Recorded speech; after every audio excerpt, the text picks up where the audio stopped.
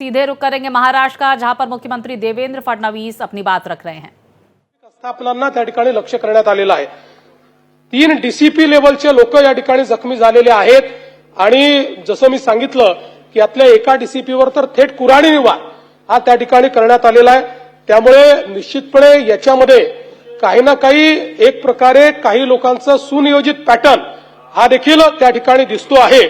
अशा लोकांना त्या ठिकाणी त्यांच्यावर कारवाई केलीच जाईल। कुठल्याही परिस्थितीमध्ये कायदा आणि सुव्यवस्था हाती घेण्याची कोणालाही परवानगी या ठिकाणी देण्यात येणार नाही। आणि मी एक गोष्ट स्पष्टपणे सांगतो, पोलिसांवर ज्यांनी हल्ला केला असेल त्यांना काय झालं तरी सोडलं जाणार नाही। पोलिसांवरचा हल्ला सहन केला जाणार नाही। पोलीस शांतता प्रस्थापित करत होते, अशा वेळी पोलिसांवर केलेला हल्ला अतिशय चुकीचा आहे। अध्यक्ष महोदय, खरं म्हणजे महाराष्ट्रामध्ये कायदा आणि सुव्यवस्था राखणं, शांतता राखणं आपल्या सगळ्यांची जबाबदारी आहे।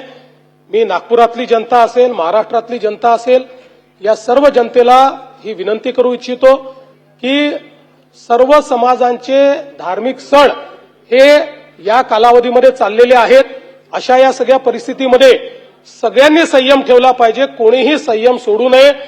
आपल्याला कायदा आणि सुव्यवस्था आणि शांतता कशी राखता येईल, एकमेकाच्या प्रति आदरभाव कसा राखता येईल, अशा प्रकारचा प्रयत्न हा सर्वांनी करावा, अशा प्रकारची या निमित्ताने मी अपील करतो।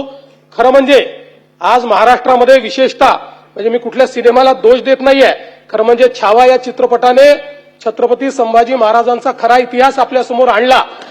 पण त्यानंतर राज्यामध्ये लोकांच्या भावना देखील खूप मोठ्या प्रमाणात त्या ठिकाणी एक प्रकारे प्रज्वलित झालेल्या आहेत।